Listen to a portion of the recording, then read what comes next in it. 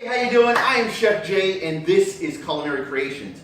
Today we're going to go over some equipment for your kitchen. These are tools that necessarily are good to have. You don't have to have them all. I have a lot of tools out. So let's get right into it. We're going to start off with our knives. Right now we have a few knives. We'll start off with our steels.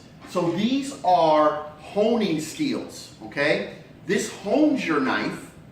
And this one hones your knife as well as sharpen your knife, okay? So when you're sharpening your knives, no matter what kind of knife it is, if you think of a matchbook cover, you hold your steel and then you give it a 10-degree angle. And then you go from the heel of the knife to the tip of the knife. This happens to be a slicing knife. And then you just drag across.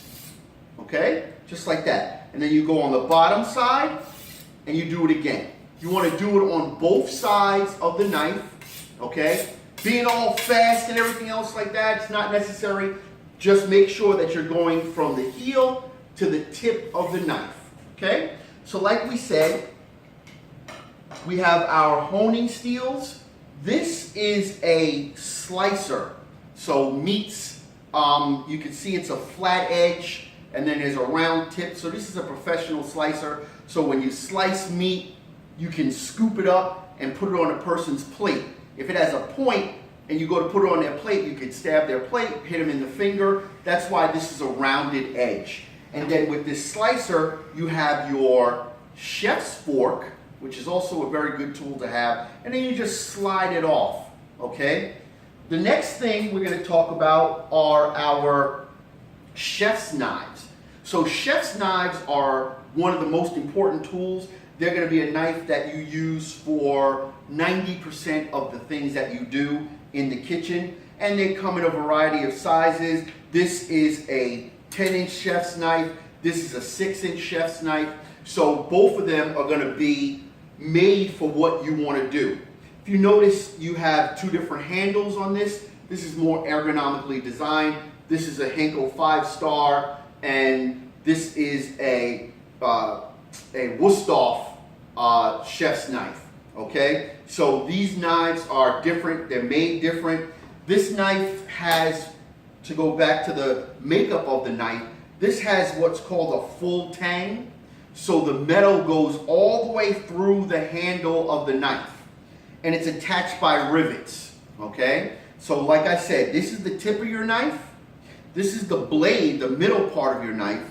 This is the heel or the butt of your knife. This is the handle, okay? So if you see something that says, hey, it's full tang, you'll see that's because it goes all the way through to the bottom of the knife. The next thing we have is a serrated knife, okay? And this serrated knife is good for breads. It's great for cutting melons, fruit. It's even good for tomatoes because you get a nice grip. You can use a chef's knife, but this is good because it'll actually go through. With this knife, you would use more of a sawing motion because if you're going to cut bread and you just push down, it's gonna make the bread smash, okay? This right here is a boning knife, and you can see it's a thicker blade, and the blade doesn't really bend. So when we're boning, we will use this to go through bones, cut through bones and sinew, as opposed to a fillet knife, which is much more flexible in its application. Where if you're doing fish, you don't want it to just rip through everything. You want to kind of go around, hence a fillet knife. The last knife I have is a paring knife. And this is a paring knife, and you'll notice the different size, how the blade is a lot smaller and a lot shorter than a chef's knife.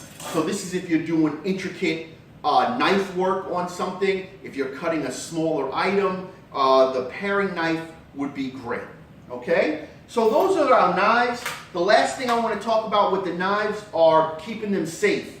These are knife guards, and what happens with the knife guards is that you put your knife guard in slanted side towards the knife, and then you just go like this, and then you push in, okay? And then the knife guard is there, and that's it. It keeps your knives safe. When you want to take them out, you lift up, and pull out.